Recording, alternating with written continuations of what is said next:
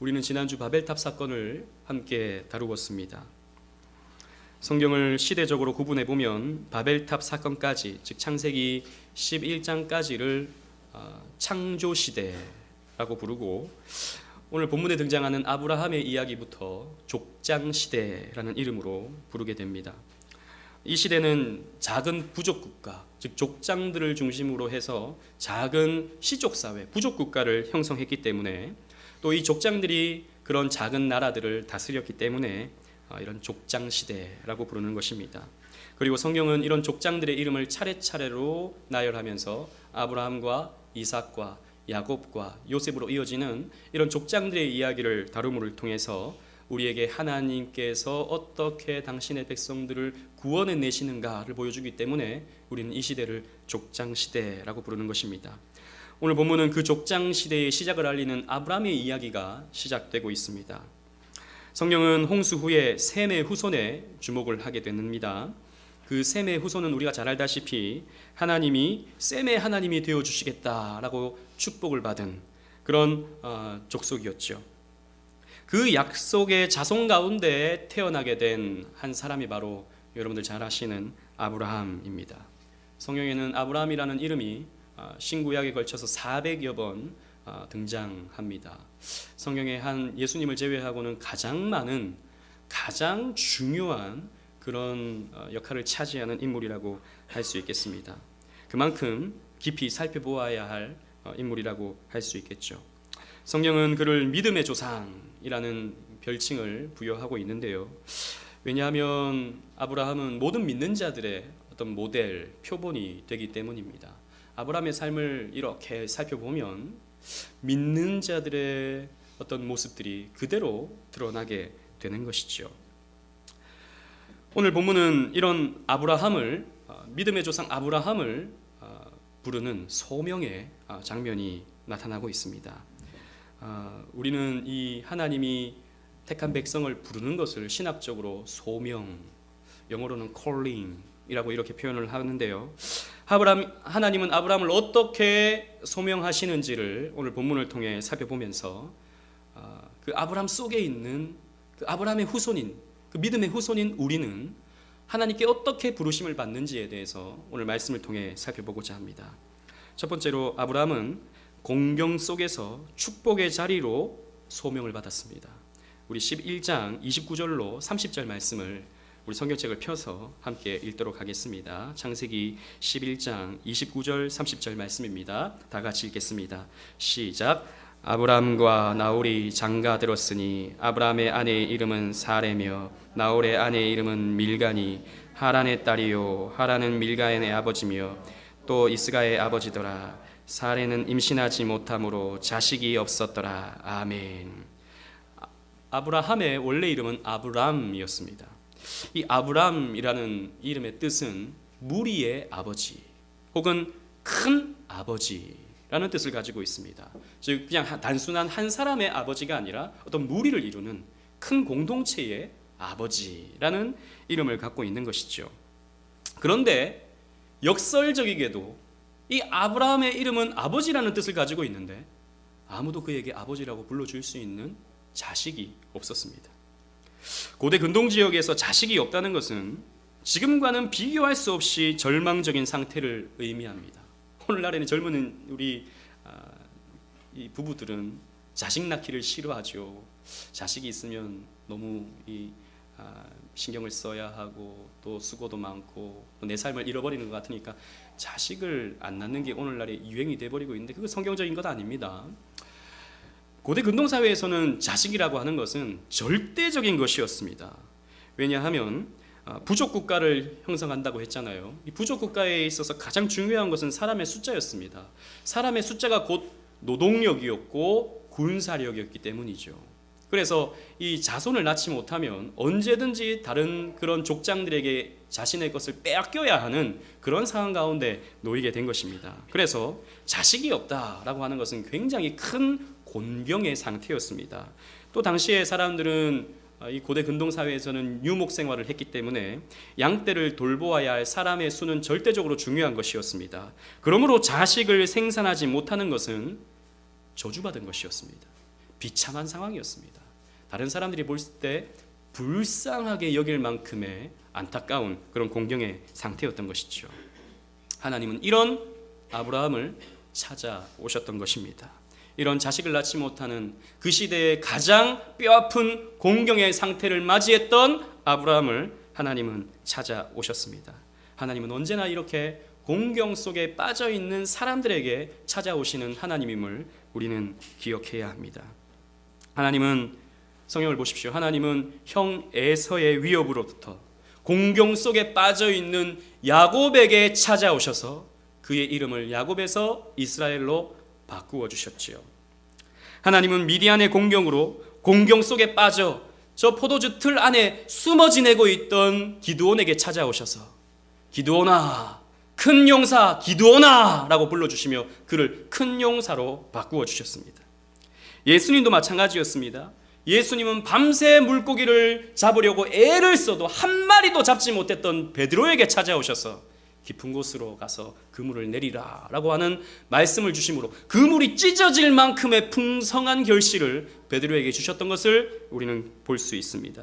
또 예수님은 소경이라고 하는 공경, 문둥병자라고 하는 공경, 안진뱅이라고 하는 공경 속에 있는 사람들을 찾아오셔서 그들의 문제를 해결해 주시고 고쳐 주심으로 그 문제를 축복으로 바꾸어 주시는 그런 분임을 우리는 성경을 통해서 살펴볼 수 있습니다. 여러분 보십시오.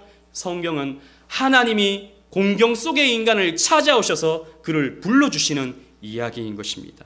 마찬가지로 하나님은 아브라함에게, 이런 공경 속에 있는 아브라함에게 찾아오셔서 그에게 축복을 약속해 주십니다. 어떤 복이었습니까? 어떤 축복이었습니까? 자손의 복이었습니다. 우리 12장 2절 말씀을 함께 다 같이 읽어보도록 하겠습니다. 시작. 내가 너로 큰 민족을 이루고 내게 복을 주어 내 이름을 창대하게 하리니 너는 복이 될지라. 아멘. 하나님은 아브라함으로 말미암아 큰 민족을 이루어 주겠다라고 하는 자손의 복을 약속해 주셨습니다.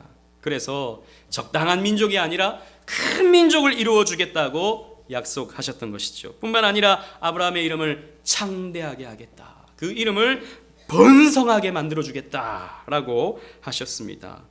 그래서 우리 나중에 이 창세기 17장에 가면 이 아브라함의 이름을 아브라함으로 바꾸어 주시죠. 그냥 적당한 무리의 아버지가 아니라, 적당한 큰 아버지가 아니라 열국의 아버지라고 하는 어마어마한 이름으로 바꾸어 주시는 것을 우리는 성경을 통해서 볼 수 있습니다. 게다가 아브라함 자신이 복이 될 것이다 라고 말씀하셨습니다. 우리 옛 성경에는 복의 근원이 될지라 라고 이렇게 번역을 해놨었는데요, 사실 직역을 하면 너는 복이 될 것이다 라고 하는 말입니다. 아브라함 자체가 그 인격이 복이 되어서 아브라함의 복이 흘러 넘쳐서 그 자손에게까지 이어지게 될 것이다 라고 하는 그런 약속이었던 것이죠. 그 약속의 궁극이 무엇이었습니까? 아브라함의 후손으로 태어나시는 생명을 주시는 예수 그리스도, 그 예수 그리스도가 그 아브라함의 후손으로 탄생된다라고 하는 것을 하나님은 복이다, 그것이 복이다 라고 하는 것으로 아브라함에게 주셨던 것입니다. 아브라함은 이 말을 듣고 어땠을까요? 너무 좋았던 것이죠.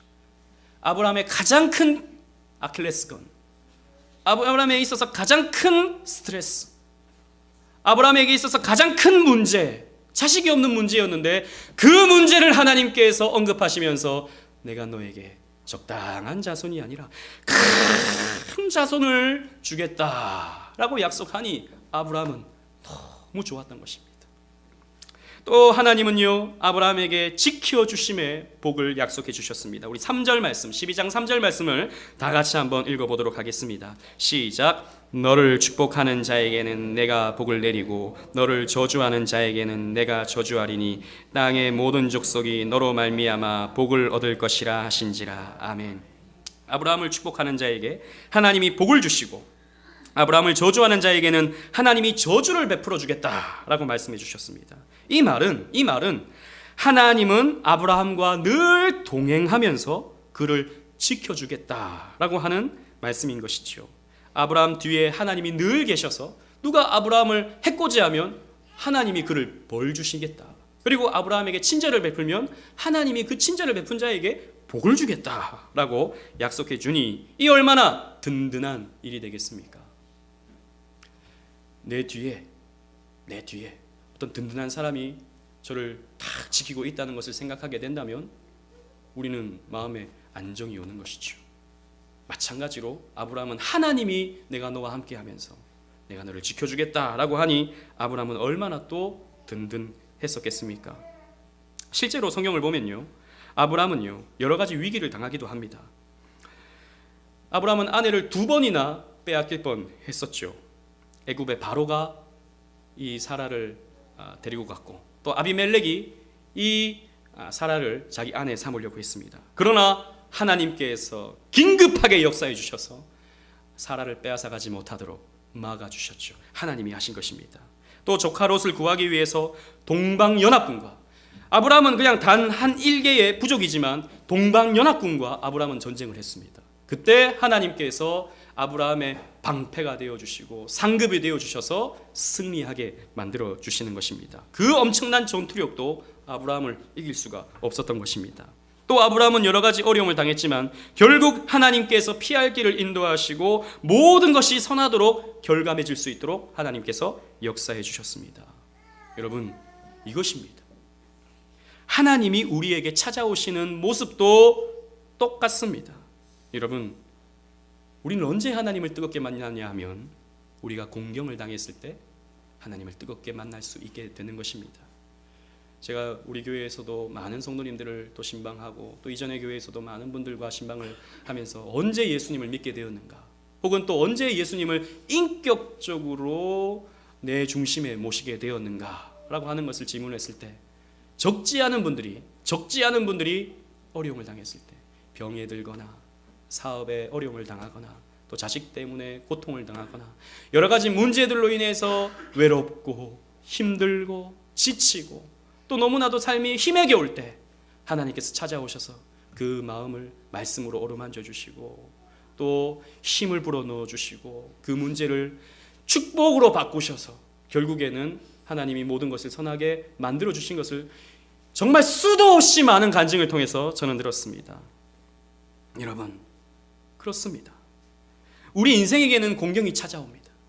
우리 인생에게는 우리는 태어날 때부터 죄를 안고 태어나기 때문에 이 세상이 죄를 품은 세상이기 때문에 이 세상은 언제든지 우리에게 공경이라는 문제가 우리의 삶을 뒤흔들어 버리는 것이죠. 그러나 택한 백성에게는 이런 공경이 더 이상 공경이 되지 않습니다.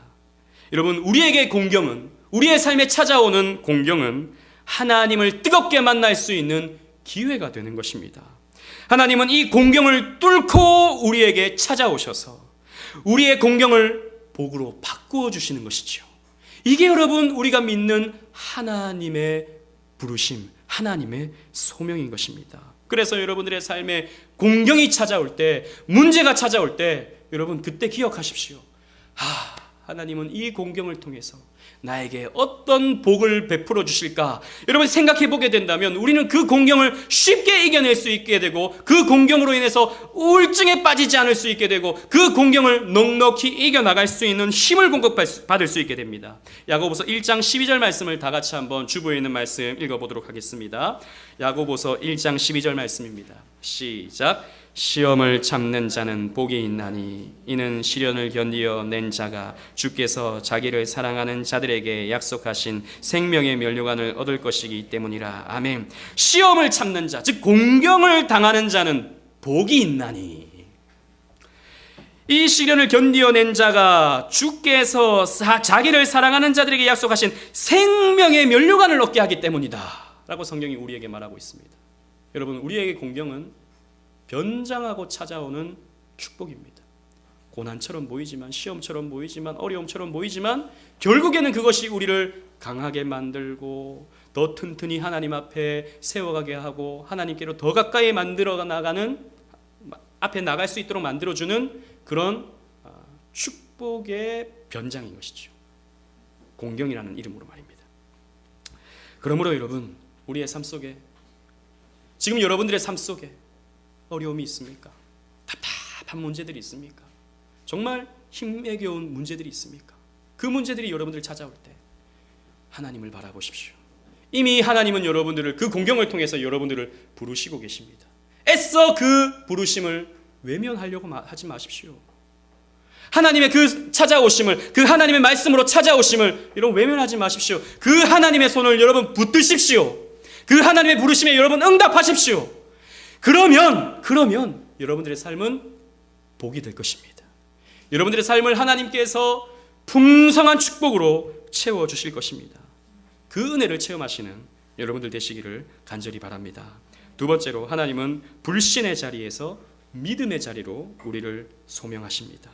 우리 12장 1절 말씀을 다 같이 한번 읽어보도록 하겠습니다. 시작. 여호와께서 아브라함에게 이르시되 너는 너의 고향과 친척과 아버지의 집을 떠나 내가 내게 보여줄 땅으로 가라. 아멘. 아브라함은 불신의 자리에 있을 때, 즉 하나님을 알지도 못할 때 하나님은 그에게 찾아오셨습니다. 하나님은 아브라함의 고향과 친척과 아버지의 집을 떠나라 라고 말씀해 주셨습니다. 원래 아브라함의 고향은 갈대아 우르였습니다. 우리 지난주에 살펴보았던 그 메소포타미아 지역, 그 시날 평지가 있었던 곳이 바로 갈대아 우르인 것입니다. 그곳은 바벨탑이 쌓아졌던 그런 곳이었죠. 하나님께 반역을 했던 그런 곳이었습니다. 그곳이 구체적으로 어떤 곳인가, 우리 여호수아서가 그것을 가르쳐주고 있는데 주보를 보시면 여호수아 24장 2절 말씀 한번 다 같이 읽어보도록 하겠습니다. 주보를 보시고 다 같이 읽겠습니다. 시작. 여호수아가 모든 백성에게 이르되 이스라엘의 하나님 여호와께서 이같이 말씀하시기를 옛적에 너희의 조상들 곧 아브라함의 아버지 나홀의 아버지 데라가 강 저쪽에 거주하여 다른 신들을 섬겼으나. 아멘. 보십시오. 여호수아가 아브라함에 대해서 언급을 하고 있는데 너희 조상들 곧 아브라함의 아버지가 누굽니까? 데라죠. 나홀의 아버지 데라가 강 저쪽에 거주하면서 다른 신들을 섬겼다라고 말하고 있습니다. 다른 신, 이곳에 이 고고학적인 자료들을 보면요, 이곳에서는요 다른 신을 섬겼습니다. 난나라고 하는 달신, 월신을 대대로 섬기던 지역이었습니다. 지금도 이곳에는요 지구라트라고 하는 이 바벨탑과 같은 피라미드 같은 이런 탑을 쌓아놓고 그 달신에게 제사를 바치던 그런 유적들, 흔적들이 지금도 남아져 있습니다. 마찬가지로 아브람도 이 갈대아 우르에서 우상을 믿고 우상을 만들고 우상을 섬기던 그런 사람이었습니다. 하지만 아브람은요 이런 우상들을 보면서, 이런 우상들을 만들면서 이 우상들은 말도 못하고 또 기도해도 들어주지도 않고 거짓 우상들인 것을 아브라함은 아마도 알아챘던 것 같습니다. 그러나 이런 우상으로부터 신뢰를 하지 못하던 이런 아브라함에게 하나님은 찾아오셔서 그에게 말씀을 해주셨죠. 아브라함아, 너는 본토 친척 아비 집을 떠나 내가 내게 지시할 곳으로 가라 라고 하는 이 말씀을, 살아있는 하나님의 말씀을 이 아브라함에게 들려주셨던 것입니다. 그러니 아브라함은 이 우상과 같이 자기가 만들어 놓은 이런 우상과 같이 나무 조각으로 만들어 놓은 생명 없는 신을 섬기지 아니하고 살아계신 하나님, 말씀하시는 하나님의 말씀에 따라 순종하며 살아갔던 것입니다. 우상신은 이런 나무나 금속 안에 갇혀져 있지만 영이신 하나님은 어디에나 계시고 어디에나 아브라함과 함께 하실 수 있는 그런 편재하시는 하나님이셨던 것이죠. 그래서 이 아브라함은 하나님을 향한 믿음이 생겨나게 되었습니다. 그런데 하나님이 단순히 그 땅을 떠나라 라고 하는 말은 그 땅만 떠날 것이 아니라 그 땅에서 섬기던 우상들을 다 버리고 하나님 한 분만을 섬길 것을 명령하는 것이었습니다. 그 땅이 우상의 땅이니까, 그 땅이 범죄한 땅이니까 그 땅을 떠나라 라는 말은 우상을 버려라, 네가 믿던 대대로 믿던 그 달신 그거 버려라 라고 하는 것을 하나님은 요청하셨던 것이죠. 이때 아브라함이 75세였습니다. 75세의 나이에 자기의 터전을 버리고 하나님의 명령대로 약속의 땅으로 옮겨갔습니다. 우리 4절로 6절 말씀을 또 다 같이 한번 읽어보겠습니다. 4절로 6절 12장 시작. 이에 아브라함이 말씀을 따라갔고 롯도 그와 함께 갔으며 아브라함이 하란을 떠날 때에 75세였더라. 아브라함이 그의 아내 사레와 조카 롯과 하란에서 모은 모든 소유와 얻은 사람들을 이끌고 가나안 땅으로 가려고 떠나서 마침내 가나안 땅에 들어갔더라. 아브라함이 그 땅을 지나 세겜 땅 모래 상수리 나무에 이르니 그때 가나안 사람이 그 땅에 거주하였더라. 아멘. 아브라함은 원래 본토 친척 아비집 즉 갈대아 우르를 떠나서 하란에 머물러 살았습니다. 이 하란도 마찬가지로 하란이라는 말은 교차로라는 뜻인데요. 이 아버지와 함께 또 친척들과 함께 하란에 머물러 살다가 거기에서도 큰 재산을 일구어 놓았던 것을 또 이런 성경을 통해서도 볼 수 있습니다. 그러나 75세 때 하나님이 또 나타나셔서 가나안 땅으로 들어가라 라고 말씀하셨던 것이죠. 그래서 아브라함은 자신의 터전을 버려두고 약속의 땅 가나안 땅으로 발걸음을 옮기게 됩니다. 그런데 가나안 땅에 들어오게 되니까 거기에 무엇이 있었냐면 세겜 땅에 이르는데 이 세겜 땅은 가나안 땅의 가장 중심부에 있습니다. 이 가나안 땅 중심부에 뭐가 있었냐면 모래, 상수리 나무가 있었다라고 성경이 말해주고 있습니다. 이 모래라는 말은 이걸 다른 말로 번역하기가 어려워서 우리나라 성경에는 모래라고 했지만 이 히브리어 한자 한자를 파자해 보면 어떤 의미로 우리가 이해할 수 있냐면 선생, 교사 혹은 점쟁이 혹은 무속인 이런 뜻으로 번역할 수 있습니다. 그때 당시에 교사, 이 고대 근동 시대의 이 선생은요, 내가 무엇을 해야 할지, 내가 무슨 어떤 일을 해야 할지, 이 길을 가야 할지 말아야 할지를 대부분 점쟁이한테 물었던 것입니다. 고대 사회에서. 그래서 교사가 곧 점쟁이였고 점쟁이가 곧 교사였던 것이죠. 이 모래라는 말은 이런 교사, 점쟁이, 무속인. 근동 시대에도 이런 점쟁이들이 굉장히 많았거든요. 그래서 신점녀가 혹은 박수가 신을 몸 안으로 들어와서 그 점을 치게 하고 말을 하게 하는 우리나라의 무당과 똑같은 것이 이 근동 사회에도 있었던 것입니다. 그리고 상수리 나무가 나오는데요. 이 상수리 나무는 어떤 역할을 했냐면 이 상수리 나무 아래에서 점을 쳤던 것입니다. 그래서 우리나라보다 훨씬 더 타락한 것이 이 근동 사회에서의 문화 중에 어떤 문화가 있냐면 그런 무당과요 성관계를 가지면 그 신적 기운이 그 사람에게 들어온다라고 생각했습니다. 그래서 상수리 나무 아래에서 공개적으로 성관계를 남자는 그 신점녀와 또 여자는 박수와 공개적으로 성관계를 가졌다고요. 이런 타락하고 이런 음욕적인 문화가 이 근동 사회에 가득했던 것입니다. 이 상수리 나무는 바로 그런 일이 행해지던 장소였던 것이죠. 호세아서 4장 13절이 이런 상수리 나무의 역할을 이렇게 설명하고 있습니다. 다 같이 한번 주부를 보시고 읽어보도록 하겠습니다. 시작. 그들이 산 꼭대기에서 제사를 드리며 작은 산 위에 분향하되 참나무와 버드나무와 상수리 나무 아래에서 하니 이는 그 나무 그늘이 좋음이라. 이러므로 너희 딸들은 음행하며 너희 며느리들은 간음을 행하는도다. 자, 보십시오. 이 상수리 나무 아래에서 너희 딸들이 음행을 하고 너희 며느리들이 그런 박수와 성관계를 맺음으로 간음을 저지르고 있다라고 하는 것이 하나님의 말씀이었던 것이죠. 이런 상수리 나무, 모래, 이것을 아브라함이 이 가나안 땅에서 보게 된 것입니다. 여러분 생각해 보면 하나님의 약속의 땅인데 그 우상을 숭배하던 땅을 떠나서 하나님의 약속의 땅으로 들어왔는데 그 약속의 땅에 들어와 보니 이건 또 똑같은 아니 더한 우상 숭배의 모습이 그 터전에서 자행되고 있는 것이었습니다. 거기에서는요 사람들이 음악을 연주하고 또 거기서 사람들은 술을 마시고 또 거기서 미친 듯이 춤을 추면서 또 그런 공개적인 장소에서 성관계를 갖고 이런 온갖 타락한 모습들 이런 것들을 하나님이 보여주시는 것이죠. 이게 뭐냐면 하나님은요 아브라함에게 이걸 요청하는 것입니다.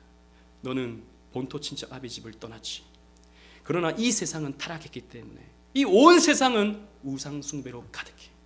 하지만 너는 내가 너를 불러서 너를 거룩한 백성으로 하나님의 백성으로 만들 거야. 너는 이런 우상들 네가 보이고 있는 이런 우상들을 버려버리고 나만 섬겨야 된다 라고 하는 것을 하나님께서 아브라함에게 요청하셨던 것이죠. 그래서 아브라함은 이런 하나님의 요청에 순종하게 됩니다. 그래서 7절 8절 말씀을 한번 보시죠. 아브라함의 모습을 보십시오. 어떻게 반응을 하는가. 다 같이 읽어보겠습니다. 시작. 여호와께서 아브라함에게 나타나 이르시되 내가 이 땅을 내 자손에게 주리라 하신지라. 자기에게 나타나신 여호와께 그가 그곳에 제단을 쌓고 거기서 베델 동쪽 산으로 옮겨 장막을 치니 서쪽은 베델이요 동쪽은 아이라. 그가 그곳에서 여호와께 제단을 쌓고 여호와의 이름을 부르더니 아멘. 자 보십시오.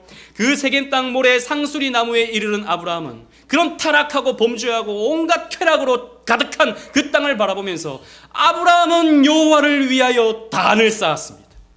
아브라함은 그곳에서 여호와의 이름을 불렀습니다. 여러분 우리가 잘 알죠? 구약 성경에서 여호와의 이름을 불렀다라고 하는 말은 어떤 의미입니까? 여호와께 예배했다라는 의미입니다. 온갖 범죄가 가득한, 온갖 우상숭배가 가득한, 온갖 타락한 모습이 가득한 그곳에서 아브라함은 홀로 하나님 앞에 예배를 올려드렸던 것입니다. 아브라함이 하나님께서 자기를 왜 불렀는지 알거든요. 불신의 자리에서 믿음의 자리로, 우상의 자리에서 하나님 한 분만을 믿는 자리로 옮겨가라고 자기를 불렀다는 것을 아브라함은 말씀을 통해서 알았거든요. 그러니 이런 세상의 타락한 것들을 다 버려버리고 우상신을 다 버려버리고 나는 하나님 한 분만을 섬기겠노라 라고 하며 이렇게 여호와를 위하여 단을 쌓고 여호와의 이름을 불렀던 것입니다. 여러분 이것이 믿음의 시작입니다. 아브라함은 이렇게 믿음이 시작되었습니다. 믿음의 시작은 내가 갖고 있던, 내가 따르던, 내가 추구하던 우상들을 버려버리는 것이 믿음의 시작입니다. 내가 그렇게 좋아하던 어떤 것, 여러분 무엇을 좋아합니까? 여러분들은 가장 좋아하는 것이 무엇입니까? 우리 다 돈 좋아하니까. 내가 그렇게 좋아하던 돈, 내가 그렇게 좋아하던 성공, 명예, 내가 그렇게 좋아하던 어떤 사람, 옛날에는 그것이 내 인생의 목표가 되었는데 하나님을 믿게 되면서 이제 더 이상 그것이 내 인생의 목표가 되지 않는 것입니다. 여러분 우리가 돈을 벌어야 됩니다. 내가 취미를 갖고 있는 거 그거 나쁜 것 아닙니다. 내가 누군가를 사랑하고 좋아하는 거 그게 나쁜 것 아닙니다. 그러나 그게 우리 인생의 목표가 되어서는 안 됩니다. 우리의 목표는 하나님이 되어야 됩니다. 우리 인생의 목적은 하나님이 되어야 되고 예수 그리스도가 되어야 됩니다. 세상 사람들은 이런 세상의 성공과 풍요와 혹은 술과 육체적 쾌락을 위해서 쫓아가며 살아가지만 하나님을 믿기로 한 사람은 그런 모든 것들은 세상의 것들은 수단이 되어지고 하나님을 목표로 하여 살게 되는 것입니다. 돈을 버는 것도 하나님을 위해서, 가정을 꾸려가는 것도 하나님을 위해서, 또 사람들을 만나고 교제하는 것도 하나님을 위해서. 이게 여러분 예수를 믿는 것이고 하나님을 믿는 것이죠. 이게 여러분 부르심을 받은 하나님의 백성들의 모습입니다. 존 버년의 철로의 역정이라고 하는 책을 보면 크리스찬이 성경책을 읽게 됩니다. 성경책을 읽자 자신이 죄인임을 발견하게 되죠. 자기 이 등에 무거운 짐이 메어져 있다는 것을 알게 됩니다. 이 짐을, 이 무거운 죄짐을 어떻게 하면 좋은가 고민하고 있는데 전도자의 말을 듣게 됩니다. 이 동네를 떠나십시오. 이 세상이라고 하는 동네를 떠나십시오 라고 말합니다. 자기가 지금까지 즐겁게 살아왔고 사랑하는 사람들이 많이 있는 이 세상이라고 하는 땅을 떠나라니 크리스천은 부담스러웠습니다. 그러나 자신의 죄의 짐은 너무나도 고통스러웠던 것이죠. 그래서 사람들은 왜 떠나려고 하냐? 가지 마라. 여기 있자. 같이 살자. 지금까지 아무 문제 없지 않았느냐? 라고 이 크리스천을 말립니다. 그때 크리스천은 그 사람들이 하는 말을 귀로 막고 생명, 생명, 영원한 생명이라고 하는 소리를 지르면서 자신의 살던 동네를 뛰쳐나오는 것으로 철로의 역정은 시작됩니다. 여러분, 이것입니다. 우리가 하나님을 믿는다고 하는 것은 바로 이것으로부터 시작됩니다. 하나님이 우리를 부르신 것은 이 풍요로운 세상, 이 좋은 세상, 이 잘 먹고 잘 살 수 있는 세상을 더 잘 먹고 살려고, 더 편하게 살아라고, 더 즐겁게 살라고 우리를 부르신 것이 아니라 이 세상은 언젠가는 이 세상 멸망해 버릴 세상이기 때문에, 이 세상은 언젠가는 우리를 무너뜨릴 수 있는 죄악으로 가득한 세상이기 때문에 우리는 이 세상을 떠나라고 하나님은 우리를 부르신 것이지요. 요한계시록은 하나님의 백성들에게 이렇게 요청하고 있습니다. 계시록 18장 4절입니다. 다 같이 한번 주보를 보시고 읽도록 하겠습니다. 시작. 또 내가 들으니 하늘로부터 다른 음성이 나서 이르되 내 백성아 거기서 나와 그의 죄에 참여하지 말고 그가 받을 재앙들을 받지 말라. 아멘. 여러분, 이 세상은 바벨론 음녀가 따라주는 술에 취해버린 세상입니다. 그래서 그 바벨론 음녀가 용을 타고 사람들에게 술을 마시는데 사람들은 비틀거리면서 이 세상의 가치관과 이 세상의 이념과 이 세상의 목적을 향해서 비틀거리면서 용을 쫓고 있는 것이죠. 그때 하나님이 이 말씀을 주십니다. 내 백성아 거기서 나와라. 그 죄에 참여하지 말고 거기에서 나와라. 이 세상이 받을 재앙에 너희들은 참여하지 말라. Come out my people 이라고 하나님께서 말씀하시는 거예요. 하나님의 백성은 믿음의 자리로 나와야 하는 것입니다. 내 생각 중심에서, 하나님 말씀 중심으로, 나 중심에서 하나님 중심으로, 내 사업, 내 가정, 내 생활 중심에서 교회 중심으로 우리는 나와야 하는 것입니다. 하나님은 그것을 우리에게 요청하시면서 우리를 불러주시는 것입니다. 사랑하는 오직은혜 교회 성도 여러분, 기독교는 하나님의 소명으로부터 시작됩니다. 이 땅의 모든 종교는 인간이 신을 찾아갑니다. 불교도 그렇고 또 이상의 모든 종교들은 인간이 신을 찾아가는 자율 종교입니다. 그러나 기독교만은 하나님이 인간을 찾아오시는 종교입니다. 하나님이 인간을 찾아오셔서 인간을 불러주시는 타율 종교인 것이죠. 그래서 예수님도 사마리아 여인을 찾아가시고, 그래서 예수님도 삭개오를 찾아가시고, 그래서 예수님은 제자들을 찾아가셔서 그들을 불러주시는 것입니다. 이런 장면들이 성경에 가득한 것이죠. 오늘날도 마찬가지로 하나님은 우리를 거룩한 곳으로 소명하십니다. 세상의 헛된 것들로부터 성별되고 더러운 것들로 분리되기를 원하십니다. 여러분, 이 말은 우리가 무슨 속세를 떠나서 산으로 가야 된다, 이런 말이 결코 아닙니다. 여러분들 직업을 다 버려두고 가정을 다 버려두고 교회만 있어야 된다는 말 절대 아닙니다. 여러분들의 방향이 바뀌어야 되는 것입니다. 세상을 위해 살던 여러분들이 하나님을 위해 사는 그런 방법으로 방향이 바뀌는 것이죠. 우리는 세겜 한복판에서 여호와를 위하여 단을 쌓았던 아브라함과 같이 이 세상이라고 하는 이 온갖 타락과 온갖 범죄가 가득한 이 세상 속에서 여호와의 이름을 부르며 여호와를 위하여 제단, 교회 운동을 펼쳐 나가는 것입니다. 그러므로 여러분들 안에 있는 세상의 더러운 죄를 하나님을 믿는 여러분들은 던져버려야 합니다. 그것이 여러분들이 너무나도 소중히 여기는 어떤 것이라면, 나는 이것 없으면 절대 안 돼 라고 하는 그 어떤 것이 있다면, 그것이 여러분 하나님보다 더 우선하는 어떤 것이라면 버리셔야 합니다. 우리가 그런 우상과 죄를 버릴 때 하나님은 우리에게 복으로, 하나님이 주시는 복으로 우리를 채우시는 것이죠. 내가 돈을 위해서 열심히 살면, 돈이 내 삶의 목표가 되면 우리는 돈의 노예가 되고 그 돈 때문에 우리는 일희일비하게 됩니다. 그러나 우리가 하나님을 위해서 살게 되면 그 돈은 하나님을 섬기기 위해서 하나님이 알아서 채워주시는 것이죠.